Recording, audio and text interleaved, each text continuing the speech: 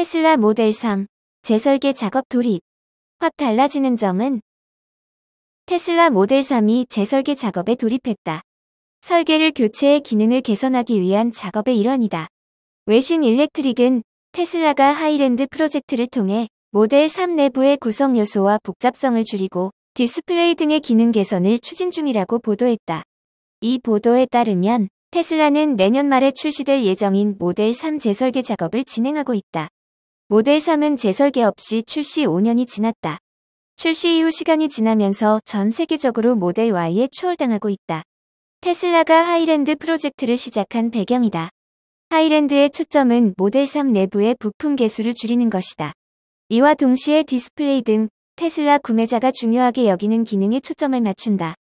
실제 디자인에 대해서 일렉트릭은 테슬라 보고서는 지난해 출시된 모델 S의 리디자인에서 영감을 얻었다고만 언급할 뿐 요크 스티어링 휠 같은 리디자인의 신기능은 언급하지 않았다고 보도했다.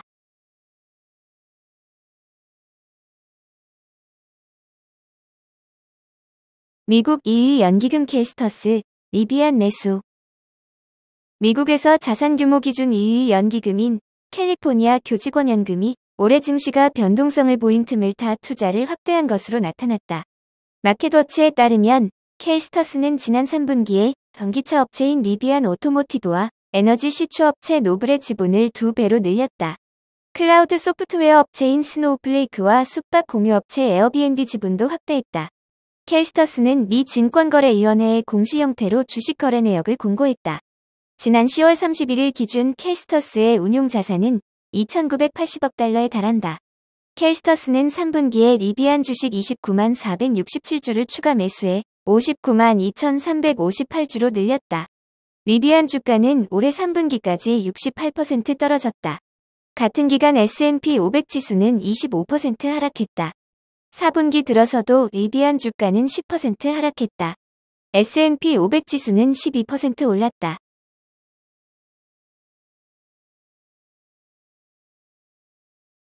아이폰 시티 중국 정저우 전면 봉쇄 전격 해제.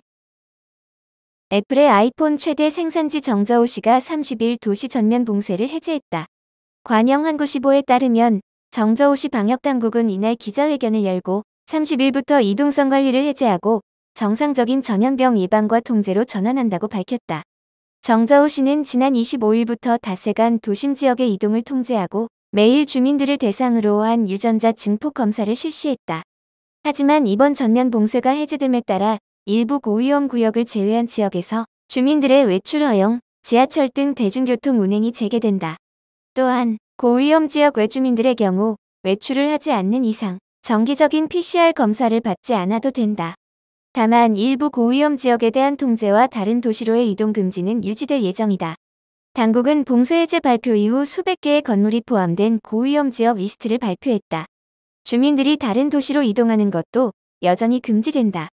한편 이번 정저우시의 봉쇄 해제는 정저우시 폭스콘 공장의 생산 정상화와 민심을 달래는 데 목적을 둔 것으로 보인다. 최근 세계 최대 규모 아이폰의 생산기지 정저우시 폭스콘 공장에서는 강력한 방역 조치로 인한 노동자들의 대규모 시위와 이탈이 발생한 바 있다.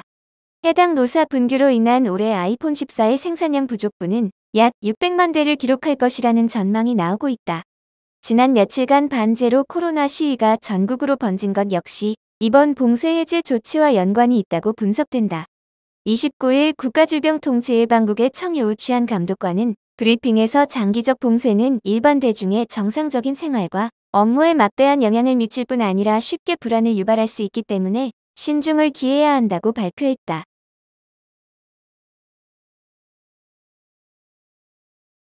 중국 전기차 니오 텐센트와 자율주행 기술 협력. 테슬라의 중국 내 전기차 라이벌 니오가 빅테크 기업 텐센트와 손잡고 자율주행 개발에 나선다. 미국 CNBC는 니오와 텐센트가 자율주행과 고화질 매핑 분야에서 협력하기로 했다고 보도했다. 이로써 니오는 자율주행을 위한 데이터 저장 및 데이터 학습에 텐센트의 클라우드 컴퓨팅 인프라를 사용하는 등 기술 지원을 받게 됐다. 니오는 국제적인 전기차 경쟁과 더불어 원자재 가격 상승, 공급망 문제 등으로 인해 최근 곤란을 겪고 있는 것으로 알려졌다. 더불어 이번 제휴는 엄격한 국내 게임 규제로 타격을 입은 텐센트에도 큰 도움이 될 것이라는 분석이다. CNBC는 텐센트가 기존 게임과 소셜미디어, 클라우드 컴퓨팅 등에서 사업 분야를 확장할 수 있을 뿐더러 중국 정부의 신에너지 자동차 관심에도 부응할 수 있다고 분석했다. 텐센트는 이미 니오의 주요한 투자자이기도 하다.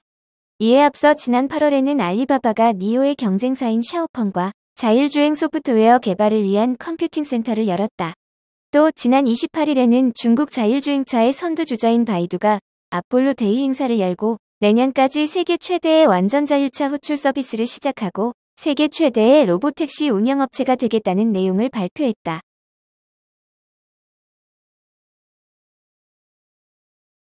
제프리스, 중국 전기차 허니문은 끝났다. 샤오펑 투자 의견 하향. 월가의 투자금융기관인 제프리스가 중국의 전기차 생산 기업인 샤오펑에 대한 투자 의견을 하향 조정했다. 중국의 전기차에 대한 허니문이 끝났다는 이유에서다. 투자 전문 매체인 배런스에 따르면 제프리스의 존슨완이 이끄는 분석가들은 샤오펑에 대한 투자 의견을 매수 등급에서 보유 등급으로 하향 조정했다. 회사가 최근 제품 출시와 가격 책정 전략에서 실수하는 바람에 시장 점유율 하락을 자초했다는 이유에서다. 샤오펑이 새롭게 출시한 G9 전기 SUV 모델도 시장 반응이 약했던 것으로 이들은 평가했다. 샤오펑은 고급형 자율주행 지원 시스템의 선두주자로 자리매김했지만 시스템의 상용화를 실현하기 위해서는 아직도 몇 년이 더 걸릴 수도 있을 것으로 평가됐다. 샤오펑은 니오, 테슬라, 비아디 등 새롭고 저렴한 모델의 제품과 경쟁이 심화하는 어려움도 겪을 것으로 전망됐다. 샤오펑은 올해 들어 86% 하락했다. 같은 기간 스탠더드 앤드 푸어스 500 지수는 약 16% 내렸다. 니오와 리오토는 같은 기간 각각 67%, 47% 하락했다. 제프리스의 분석가들은 중국 전기 자동차의 허니문 단기가 끝나고 있다고 평가하면서도 비아디에 대해서는 최선호 종목이라고 평가했다. 이들은 내년이 중국의 신에너지 자동차에 대해서는 도전의 해가 될 것으로 전망했다.